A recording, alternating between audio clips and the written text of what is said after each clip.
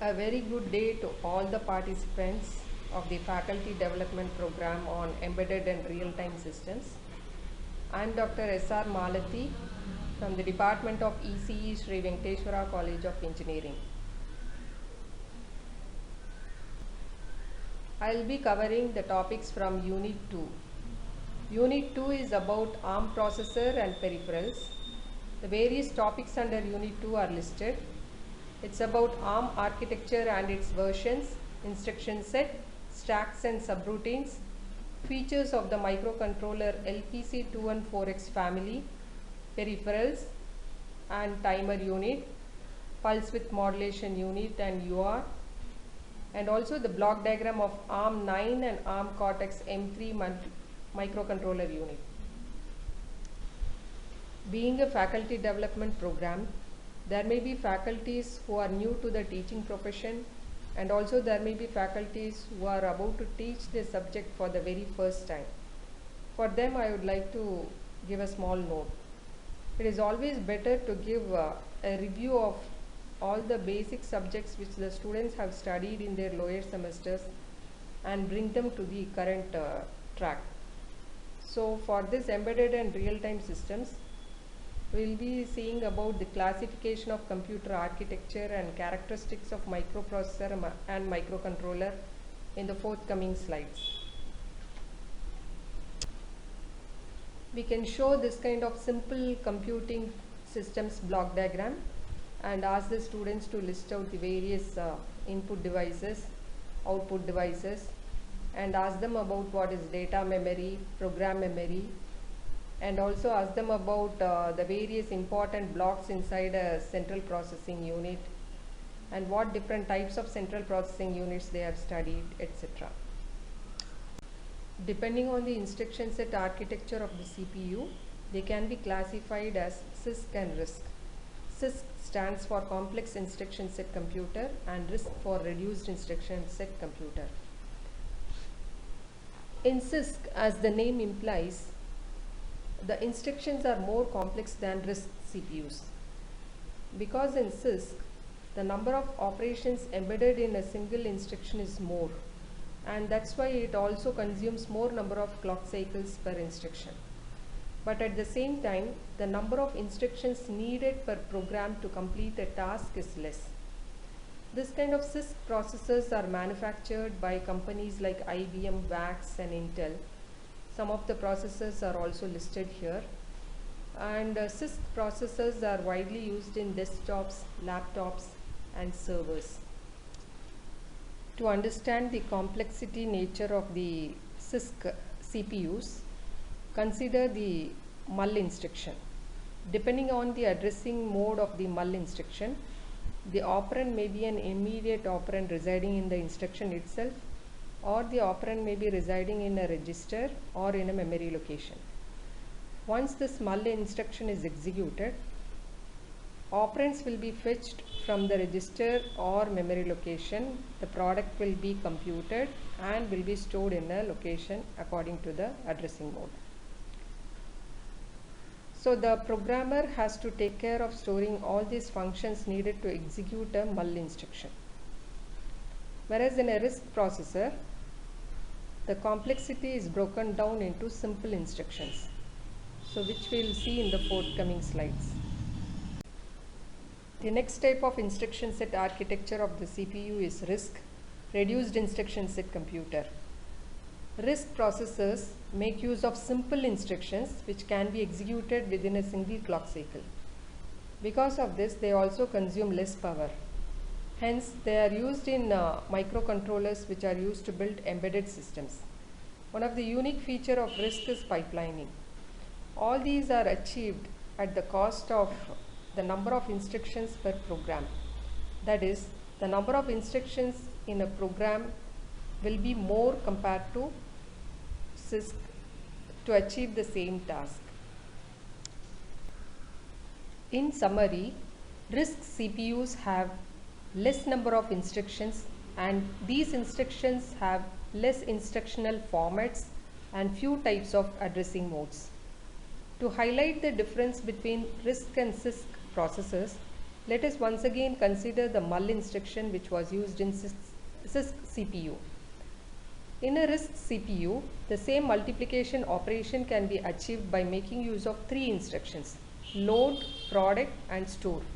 Load instruction loads the data from the memory bank to a register, and product instruction computes the product between two operands placed in the register, and store instruction places the data present in the register into a memory bank.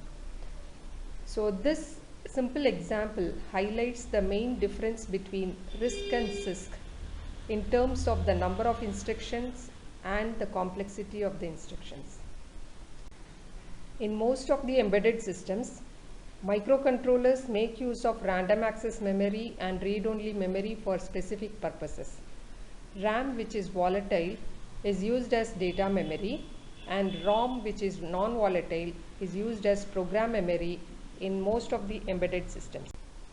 In the previous slides, we saw how CPUs can be classified with respect to instruction set architecture. CPUs can also be classified with respect to its internal architecture, broadly as von Neumann architecture and Harvard architecture.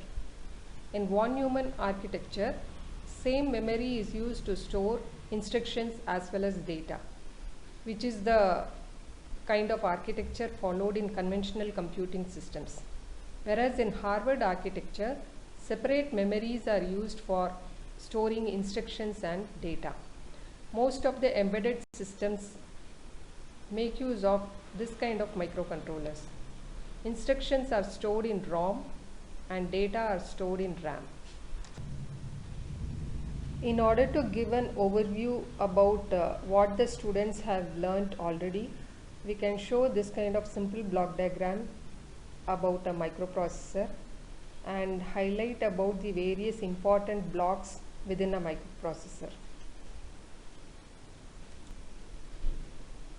Also, we can explain to them about how a microprocessor is used to build a computing system by making use of memory and I/O ports.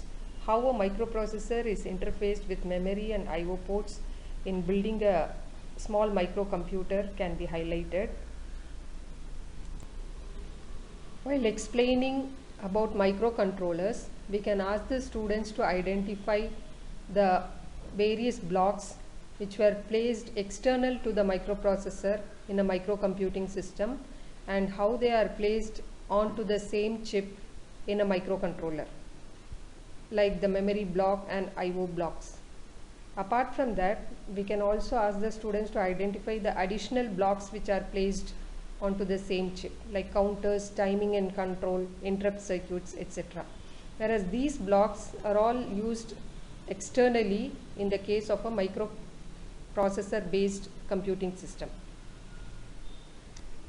When we talk about microcontrollers and embedded systems, it is inevitable to talk about ARM processors, because ARM processors are the one which are widely used in most of the embedded systems. ARM processors are reasonably good in performance as well as they consume less power, because of which they are used in most of the battery operated devices. This slide shows a glimpse of ARM powered applications. You can see that in almost every consumer electronic items, an ARM processor is embedded within itself. Let us see a brief history of ARM. ARM is the short form of Advanced RISC Machine Limited, Advanced Reduced Instruction Set Computing Machines Limited. It was founded in 1990, which was owned by Acorn, followed by it was acquired by companies like Apple and VLSI. Initially, Acorn was considered as a computer manufacturing company. It developed 32-bit RISC processors for its own use. From here onwards, we will be seeing about ARM architecture versions. Some of the popular ARM architectures are listed below: ARM 7, ARM 9, ARM 10. Even advanced versions of ARM architectures are presently available. but only the basic ones we will be seeing. If you see, each of the ARM architecture has different stages in its pipeline. ARM 7 has only 3 pipeline stages: fetch, decode and execute. ARM 9 has 5 stages in its pipeline: fetch, decode, execute, memory and write back. ARM 10 has 6 stages of pipeline: fetch, decode, compute operand, execute, memory and write back. As the number of stages in the pipeline increases, the number of instructions executed per second also increases. How is this achieved? If we take ARM 7, there are only 3 pipeline stages. And if we consider the decode stage, it will take some amount of time, say x1. Coming to ARM 9 architecture, it also has a decode stage in its pipeline. This decode stage may take some amount of time x2. So if you compare the time taken by each of these stages, x2 will be less than x1, which means that now the complexity of each of the pipeline stages are broken and simplified and extended as a new stage. So by doing so, the number of instructions fetched also increases in a period of time, and the number of instructions which are executed, completely executed, also increases. So in this way, if we ignore the initial latency in a particular pipeline, then the number of throughput increases. Here we are able to see a comparison of ARM family processors. ARM 7, ARM 9, ARM 10 and ARM 11 are compared. They are all compared with respect to the pipeline depth, clock frequency, power, throughput, architecture and multipliers. If we see the pipeline depth, ARM 7 has 3 stage, then 5 stage, 6 stage and 8 stage till ARM 11. The clock frequency in megahertz also, you can see how from ARM 7 to ARM 11 the frequency has drastically increased. So which gives an idea about how fast the processors are able to do their computations. As the number of stages in the pipeline increases, the number of instructions that are executed also increases because of the clock frequency increase. And then comparing with respect to the power, ARM 7 and ARM 9, they consume very less power compared to ARM 10 and 11. And between ARM 10 and 11, there is no significant difference between them. But with respect to the clock frequency, there is a drastic difference. Comparing with respect to the throughput, ARM 10 and ARM 11, they give the highest throughput.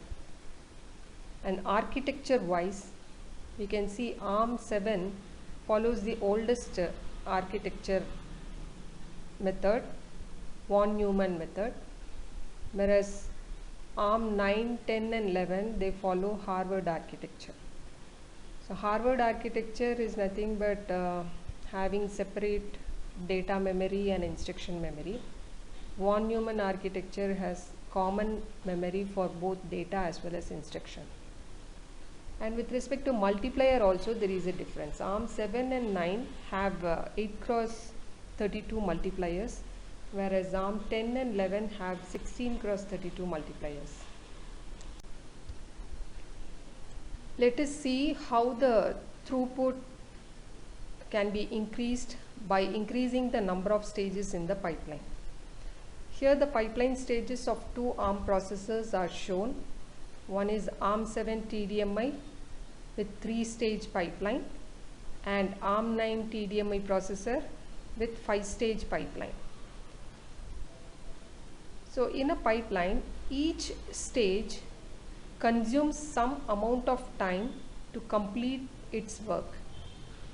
So in a 3-stage pipeline, for every clock cycle, it receives an input from the previous stage. So here the first stage is a fetch stage. So for the first clock cycle, the instruction will be fetched and loaded into the stage. During the second clock cycle, the first instruction will be passed on to the decode stage, and the second instruction will be fetched and placed here in the first stage, fetch stage. Now the first instruction which was placed in the decode stage would have been decoded, and the corresponding register select will be done. And here, apart from that, if the fetched instruction is a thumb instruction, it has to be converted to an ARM instruction, and then it has to be decoded, and the corresponding register has to be selected for reading the operand. During the third clock cycle, the decode stage will pass on its output to the execute stage. So in the execute stage, the corresponding register will be selected from where the operand is passed on to the ALU or the shifters which are present in the ARM processor, and then the result can be written back into the corresponding register. So when the first instruction is executed in the last stage, the second instruction will be decoded in the decode stage. The third instruction would have been fetched and placed in the fetch stage. So at the end of third clock cycle, we get the output for the first instruction. Now each of these stage may take different amount of time to complete its work. So the clock period or the speed in which the instructions are fetched depends upon the longest period taken by any stage. For example, assume that the decode stage is taking the longest period of time. So the time taken by the decode stage to decode a particular instruction will decide the time period of the clock. So the instructions that are fetched and placed into the fetch stage depends upon the time period decided by the decode stage. Now coming to ARM9 TDMI, the same thing happens, but here the number of stages are increased. So what are these additional stages? From where did they come? Actually, the complex decode stage and part of the execute stage are broken down, they are simplified and considered as two different stages. And apart from that, there is another memory stage also. Now in the decode stage, by making use of additional hardwares which can decode either thumb instruction as well as ARM instruction, that is not a single hardwares which can decode ARM instruction, hardware which can decode thumb instructions are all placed here. So these additional stages are available at the cost of additional hardwares. So because of these additional hardwares, the decoding operation is done very quickly. And when it comes to the execute stage, comparatively it is not consuming more time as that of the decode stage. So it gives the output. The memory access stage accesses the location where the result has to be written. Then the register write stage writes the result back into the memory stage. So this is how the instruction is executed using a 5-stage pipeline. So here the time taken by the complex stage, one of the complex stage which we are considering as decode stage, will be very less. The time taken by this decode stage will be less compared to the previous architecture. So because of this, the clock period is also reduced. When clock period is reduced, the clock frequency increases. When clock frequency increases, the rate at which the instructions are fetched and placed into each stage also increases. So thus the throughput increases. So in this way, as the number of stages in the pipeline increases, the clock period reduces or the clock frequency increases, and so the throughput, that is the number of instructions that are executed within a given period of time, increases.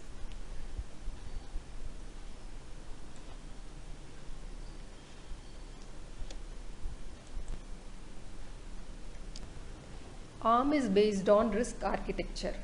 RISC supports simple but powerful instructions which can be executed in single cycle, and the period of each cycle is very less, which means that it can be operated at high clock frequencies. The major design features of RISC architectures are instructions, pipeline, registers, and load store architecture. When we say instructions, there are less number of instructions in its instruction set, and each of these instructions can be executed within one clock cycle. Also, these instructions are fixed in length. The pipeline decode stage alone is enough to completely decode the instruction. There is no need to have a microcode as in the case of CISC architectures.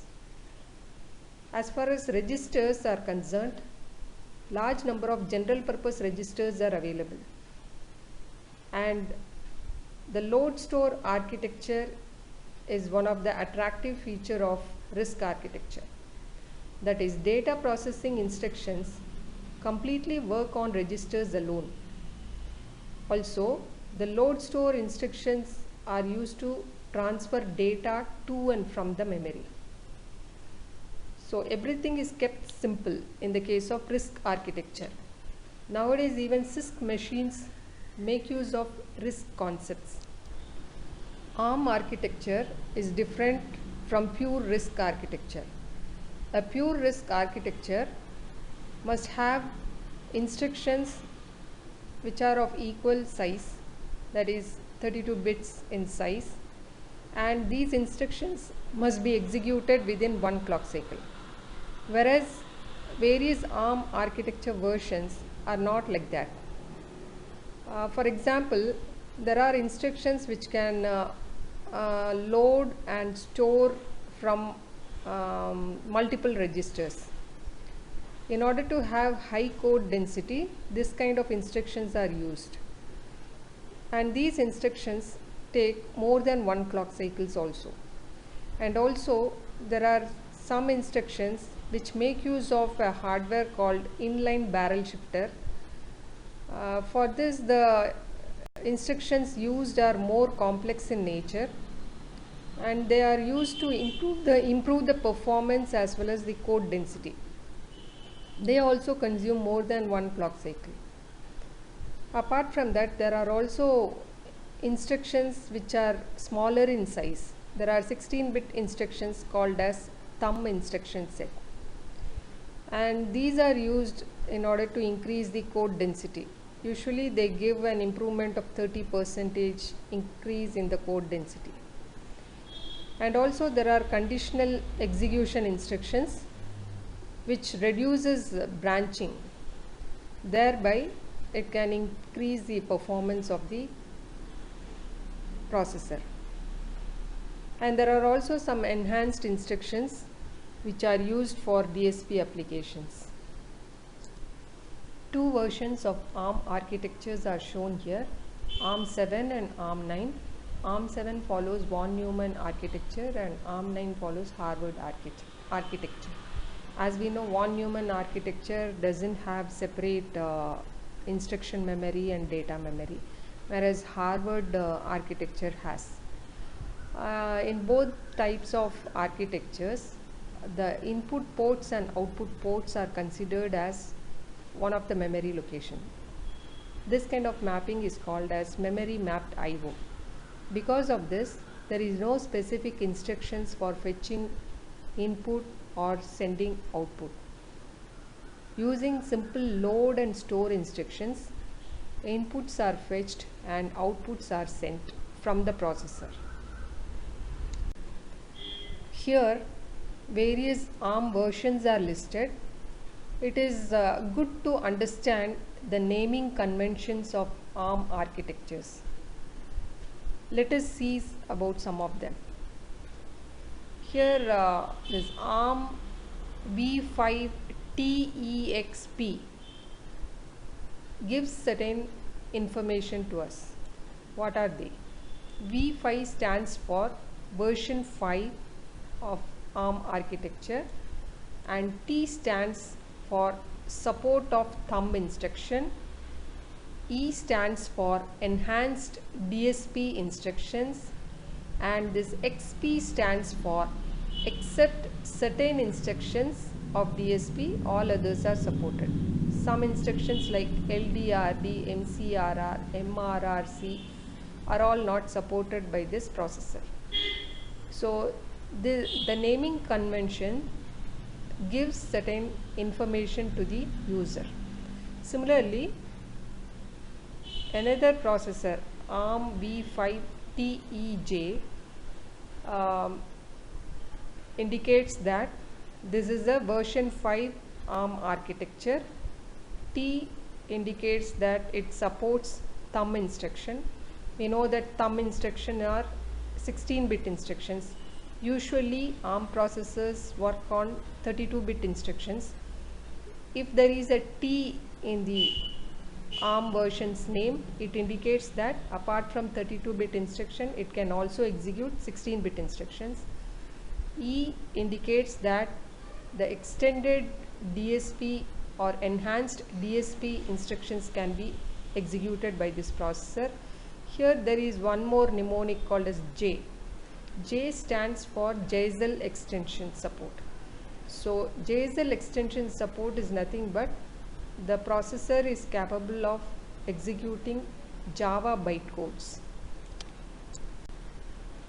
Here various ARM families are listed.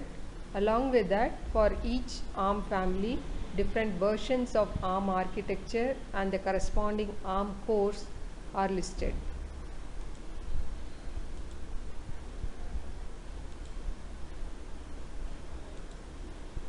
Now, what is the difference between ARM architecture and ARM core? ARM architecture indicates the set of instructions which can be executed by that hardware, and ARM core is nothing but a processor interfaced with essential components such as flash, RAM, ROM, and feature components such as capsense, BLE, I2C, etc. So ARM architecture is related with the underlying hardware, and ARM core is nothing but the ARM processor along with additional essential components and feature components together is called as a ARM core. Here again some of the ARM family and the explanation for its naming conventions are shown. Few more information about the naming conventions. T stands for thumb instruction support, that is 16-bit instructions can be executed by the ARM processor, and D stands for on-chip debug support. There are special hardwares which can be used to debug, and M stands for enhanced multiplier, which can give a full 64-bit result and used for high performance. I stands for embedded ICE hardware. ICE stands for in-circuit emulator. So in the naming convention, if these mnemonics are present, T, D, M, I, so it gives this information about the processor. In this slide, even more higher versions of ARM families are listed. ARM 9, ARM 10 and Xscale ARM families are listed. These are all used for various real-time embedded system applications. These are also different families of ARM processors. Cortex A is application processor, Cortex R are real-time processors, Cortex M are microcontrollers. Application processors are usually used in mobile phones, telephones, tablets, laptops, etc. And real-time processors are used in applications like medical devices, cars, and systems. Microcontrollers are used in robotic systems and small consumer electronics.